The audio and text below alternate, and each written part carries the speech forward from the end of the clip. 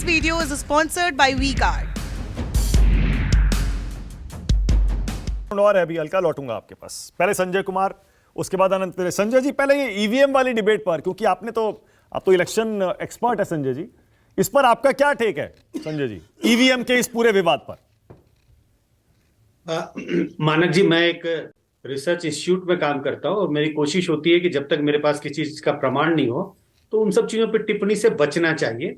और मैं इस विषय पर टिप्पणी से हमेशा बचता रहा हूं। बचता रहूंगा मतलब चूंकि मेरे पास कोई प्रमाण नहीं है कि सचमुच टैंपर हो रही है, नहीं हो रही है, गड़बड़ी है, नहीं गड़बड़ी हो रही है, तो मुझे लगता है कि मैं इस डिबेट में नहीं फंसना चाहूंगा। अच्छा, ठीक है। मैं फंसना नहीं चाहूंगा, मतलब मेरे पास कोई ठीक है, ओके नहीं। Okay, all right. हाँ, लेकिन ये जरूर कहूंगा कि अगर आप जनता के नजरिए से देखें, हम अपनी तरह से कोशिश करते हैं, हम जब सर्वे करते हैं उसमें एक आध सवाल डालने की कोशिश करते हैं, तो जनता के मन में ना थोड़ा सा पहले की तुलना में ना थोड़ा संदेह होना शुरू हो गया है। उनको भी लगता है कि हाँ यार, कुछ तो गड़बड़ी है। बस हमारे पास यही प्रमाण है कि जनता के बीच में थोड़ी इस बात की सुगबुगाहट शुरू हो गई है। इससे ज्यादा मेरे पास कोई प्रमाण नहीं है मानक जी। और ये सुगबुगाहट क्या इस वजह से तो नहीं है क्योंकि विपक्ष ने सवाल उठाना शुरू कर दिया है, या फिर नतीजा?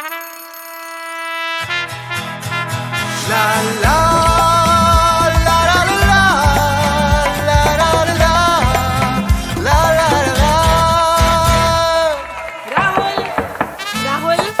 तन के साथ मन को जगाओ वी-गार्ड वाटर हीटर्स के संग। वी-गार्ड चीजों को देखकर वो सुगबुगाहट शुरू हुई है, शक पैदा हुआ है। शायद दोनों का मेल है, क्योंकि जैसे कहता हूं ना मैं, परसेप्शन का सवाल है। अब कई बार होता है परसेप्शन का हकीकत से कोई हो सकता है वास्ता ही ना हो, वास्ता भी हो सकता है, परसेप्शन और हकीकत एक जैसे जा रहे हो दोनों। तो ये दोनों का एक मेल है। कभी कभी लोगों को लगता है कि इलाकों में, लेकिन वो किन को लगता है? एक खास पार्टी के समर्थक को लगता है। एक खास पार्टी के समर्थक को लगता है भाई हमारे इलाके में तो सारा वोट एक फला पार्टी को जा रहा था, लेकिन पार्टी हार गई। उसके मन में शंका होने लगती है, और जब पार्टी के प्रवक्ता भी कहते हैं तो उसकी जो दुविधा, उसकी जो शंका है, वो थोड़ी और पुष्ट होने लगती है।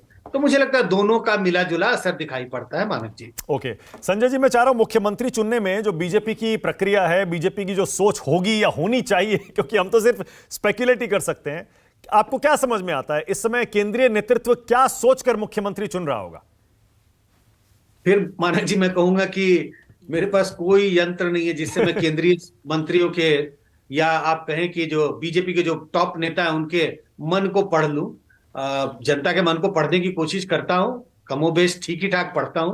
हाँ। लीडर के मन में क्या चल रहा कह नहीं सकता, लेकिन काफी हद तक मैं विजय जी का, अग्निहोत्री जी की बात से सहमत हूं कि मुझे लगता है बीजेपी के पास ये मौका है, अगर कोई भी एक्सपेरिमेंट करना है उनको तो इस मौके में वो एक्सपेरिमेंट करना चाहेंगे।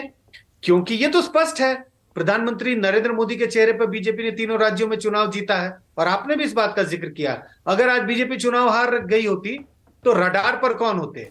मैं ये नहीं कह रहा हूं बीजेपी के अंदर से विरोध होता, लेकिन हम और आप यही चर्चा कर रहे होते कि देखिए प्रधानमंत्री मोदी ने कितना नुकसान किया पार्टी का। ये, लेकिन जब आज पार्टी की जीत हुई है, और हमारे आंकड़े भी बताते हैं, मध्य प्रदेश, राजस्थान में तकरीबन 100 में से 24 वोटर ऐसे हैं जो कहते हैं हमने सिर्फ प्रधानमंत्री के चेहरे पे वोट दिया, बीजेपी के वोटरों में से। और मध्य प्रदेश में भी 100 में से 20 बीजेपी के वोटर ऐसे जो कहते हैं हमने प्रधानमंत्री मोदी के चेहरे को देखकर ही बीजेपी को वोट किया। तो कुछ एविडेंस है हमारे पास जो ये कहते हैं कि बड़ी संख्या में बीजेपी के वोटरों ने प्रधानमंत्री नरेंद्र मोदी के चेहरे पे वोट दिया, ये स्पष्ट है। तो ऐसे में तो शायद बीजेपी एक एक्सपेरिमेंट के लिए तैयार है या उसकी तैयारी कर रही है, और तभी इतनी देरी हो रही है। अगर एक्सपेरिमेंट का मन नहीं होता, एक्सपेरिमेंट की तैयारी नहीं होती, तो अब तक वो पुराने लोगों के नामों की घोषणा हो गई होती, और आज कल में शपथ ग्रहण समारोह की तारीख भी तय हो गई होती। का जिक्र किया था कि जितने अंतर से वो सीटें बीजेपी जीती है, उतने ही उससे ज्यादा वोट उन छोटी पार्टियों को मिले हैं जो अगर कांग्रेस के साथ होते तो बीजेपी शायद मुश्किल में पड़ जाती। कुछ क्या दो तीन कुछ पॉइंट संजय जी आप शेयर करना चाहेंगे क्या हमारे साथ? नहीं, एक तो मैं कह रहा हूं ये जो सारी डिटेल विश्लेषण है अखबार में छप रही है, आज दूसरा दिन है, कल परसों आपको और मिलेंगे राज्यों के देखने के लिए। वो तो एक मामूली सा मैंने ट्वीट किया था। बेसिकली क्या है कि बहुत सारे मिसकंसेप्शन, एक धारणा बन जाती है, कुछ भी लोग चर्चा करने लगते हैं उसी, और थोड़ी से मिनिमली फैक्ट भी नहीं चेक करते। इसी के लिए मैंने वो एक ट्वीट किया था कि ऐसे 44 सीटें हैं राजस्थान में जहां पर बीजेपी जीतती है और कांग्रेस नंबर 2 है, और जो तीसरी पार्टी को जो जीत हार का अंतर है उससे ज्यादा वोट आता है। लेकिन मैंने ट्वीट में यह भी कहा, इसका यह मतलब नहीं है कि वो 44 की 44 सीटें कांग्रेस के पास आ जाती। इनमें से 11-12 जगह पे तो इंडिपेंडेंट जीती है, कई जगहों पे अलग अलग छोटी छोटी पार्टियां जीती हैं।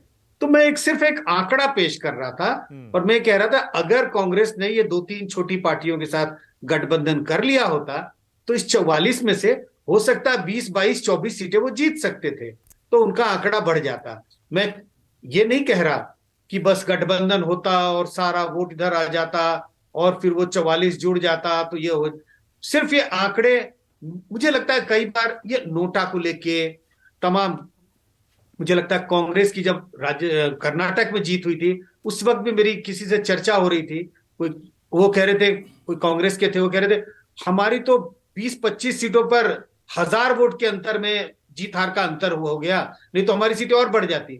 मैंने उसी वक्त डेटा निकाल के दिखाया कि ये बिल्कुल हकीकत के परे था। तो मानक जी मैं ये कह रहा हूं, उदाहरण इसी के लिए दिया मैंने कि सिर्फ आंकड़ों के, मैं कहता हूं प्रमाण लाके, और ये तो बहुत छोटे प्रमाण है, इसके लिए कुछ भी आपको नहीं करना, विश्लेषण थोड़ा सा करना होता है रिजल्ट्स का। मैंने यही किया था मानक जी। This video is sponsored by WeGuard.